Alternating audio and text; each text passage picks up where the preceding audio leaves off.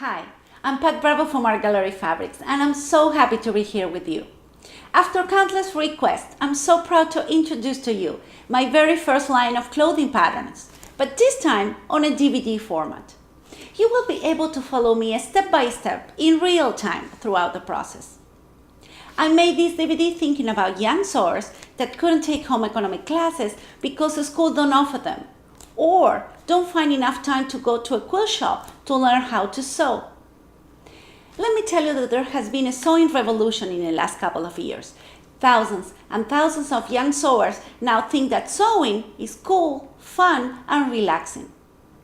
I also get your frustration when you go and buy a pattern and start following directions only to find out that it's so difficult and so confusing.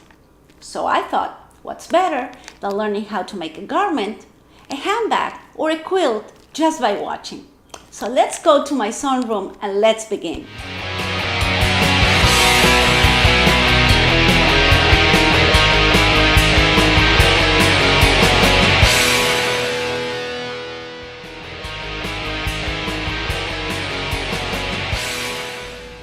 To complete this project, you will need the DVD with instructions, the printed pattern pieces that come included in the DVD case, and a basic set of tools and notions.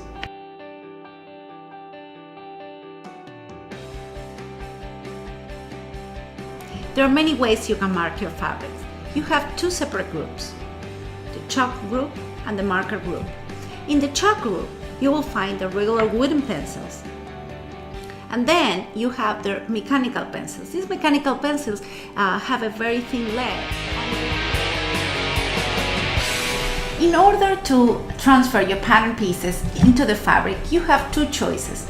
You can cut each of the pieces from your pattern sheet, or if you don't want to cut your pattern sheet, you can transfer each piece to a second paper that usually is pattern paper that you can buy commercially at any craft store.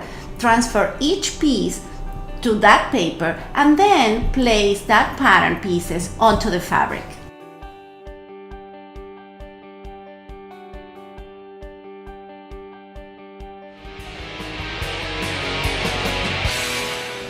Understanding fabrics.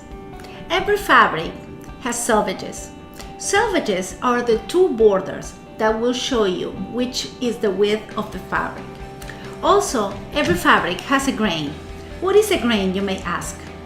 Well, the grain is the direction of each of the thread that runs across and along the fabric. A layout will show you how to place your pattern pieces correctly on top of the fabric. For most garment constructions, you're always going to fold.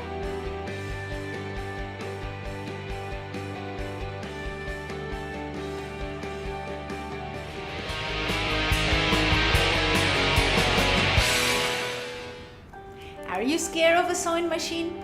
Don't be. I will teach you everything you need to know. Basically, a sewing machine will sew the same way you sew by hand, but instead of using one thread, it will use two. Do you want to know how it works? Let me show you.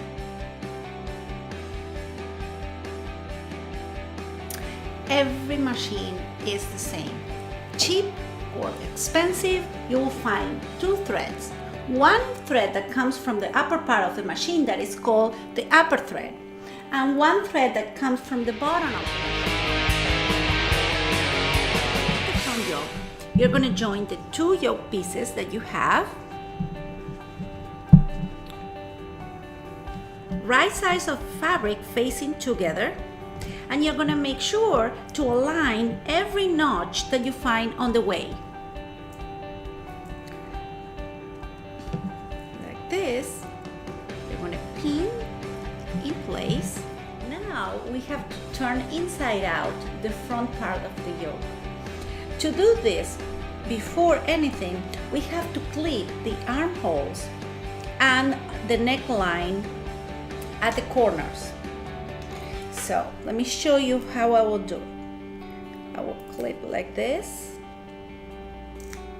I will do several clips. Why? Because the armhole is a very it's a part of where it has a lot of stress, and then you're going to lift one of the fabrics and you're going to insert the two shoulders like this. Give it a, here, you're going to match the seams and give it a little push to ease the seams and lay flat together, and here aligning the raw edges. Okay, we are ready to sew now, but before this I want to tell you that you don't have to start sewing from this seam to that seam. You have to cross the whole piece to cover from edge to edge. Okay, so I'm gonna start placing. I'm gonna back stitch, and as soon as I get close to the pin, I'm gonna remove the pin. I'm gonna keep sewing. In this step, we're gonna do the central pleat on the front bodies. To do this, we are gonna mark from the center line 1.5 inches on each way.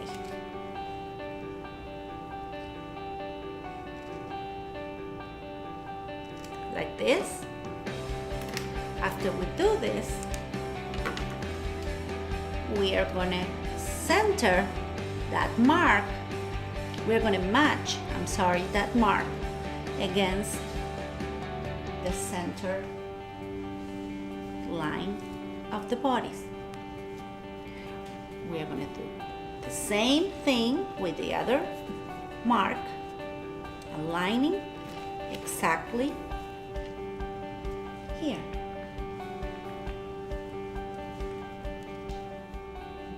I'm gonna keep folding the fabric and stitching. As you can see, I'm about to pass the other side seam of the dress.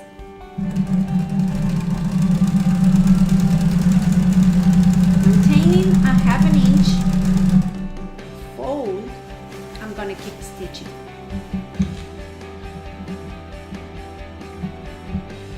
This is a very, very simple hem. Finish pressing the hem. You're gonna give a good press to the whole dress. And guess what? You finished. Congratulations. Now, let me show you how to start making option B.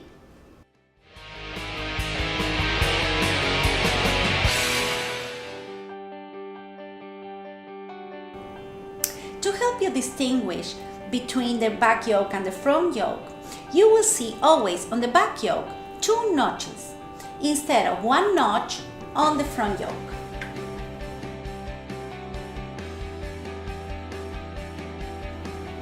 After we have cut all the pattern pieces for option B, we are going to have 4 yokes. 2 are going to be for the back and 2 are going to be for the front.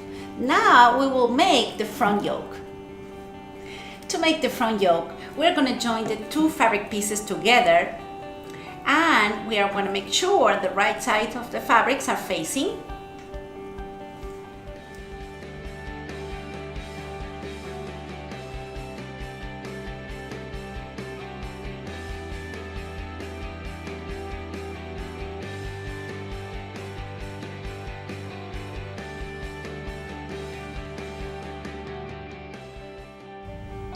Well, we are almost there, but now it's time for the sleeves.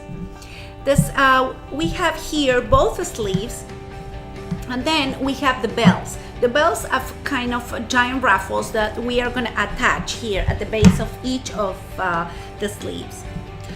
For the sleeves, let me tell you one thing before anything. You're going to encounter the same situation that with the yoke. You're going to find after you trace and you cut your sleeves that you will see 2 notches. These 2 notches will represent the back of the sleeve, and 1 notch here is going to represent only. So now give your dress a good press, and congratulations, you finished your option B dress.